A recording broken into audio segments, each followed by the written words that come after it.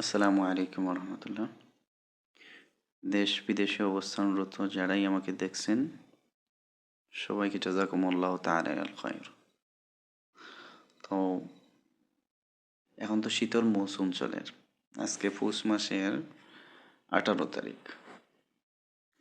তো এই শীতের সময় অনেকে অজু করে না, আবার দেখা গেছে যারা অজু করে তাদের অজু অনেকেরই ঠিকঠাক মতো অজু হয় না, অজুর অঙ্গগুলা ভালোভাবে ধৌত করা হয় না, কারণ এই সময় অজু করাটা অনেক কষ্টর। মানে অনেকে কোনো সুরতে হাত মুখ আটাইয়া কোনো রকম কিছু পানিটা মারে আর কি। মানে ঠিক মতো অনেক সময় দেখা গেছে অজুর যে অঙ্গগুলা আছে পরিপূর্ণভাবে এগুলা যেইভাবে ধৌত করার কথা সেইভাবে ধৌত হয় না। আবার শীতের সময় দেখা যায় অনেকের পায়ের যে নিচের অংশটা আছে, মোরালিটা আছে, এটা অনেক সময় ফেটে যায়, যার কারণে পানিটা অনেক সময় পরিপূর্ণভাবে পানিটা পুরা পায়ের মধ্যে পৌঁছায় না। তো যাই হোক, যেটা বলছিলাম, শীতের সময় অজু করাটা অনেক কষ্টকর, আর এই কষ্টের কথা চিন্তা করে অনেকে অজু করতে অনীহা প্রকাশ করে, বা আবার যারা অজু করে তারাও পরিপূর্ণভাবে না তাড়াহুড়া করে অজু করার। ভাবলাম তাদেরকে একটা ফজিলতের হাদিস শোনাই, যদি এই হাদিসটা শুনে তাদের আগ্রহটা বৃদ্ধি পায় তাহলে হয়তো আমারও কিছু নেকি হবে ইনশাআল্লাহ। তো মুসলিম শরীফের একটা হাদিস আসছে, 251 নম্বর হাদিস। মুসলিম শরীফের 251 নম্বর হাদিস।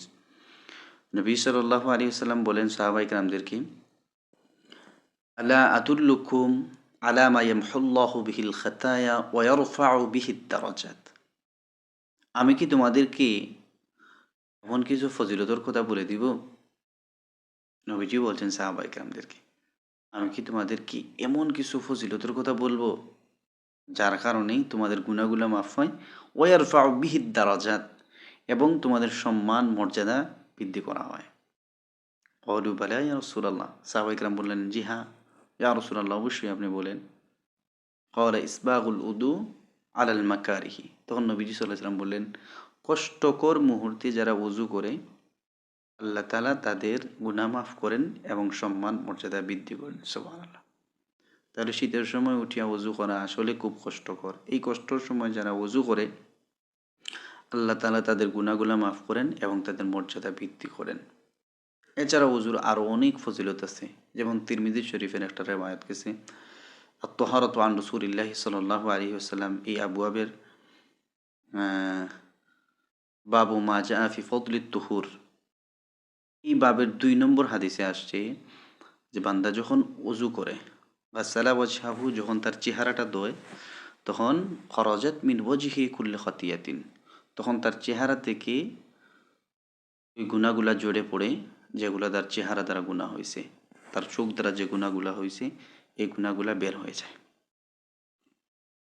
এমনইভাবে বান্দা যখন গাসালা ইয়াদাইহি, যখন তার হাত ধোয়, তখন খরাজাত মিন ইয়াদাইহি কুল্লু খাতিয়াতিন, তখন তার হাত দ্বারা যে গুনাহগুলা হয়েছে ওই গুনাহগুলা ঝরে পড়ে।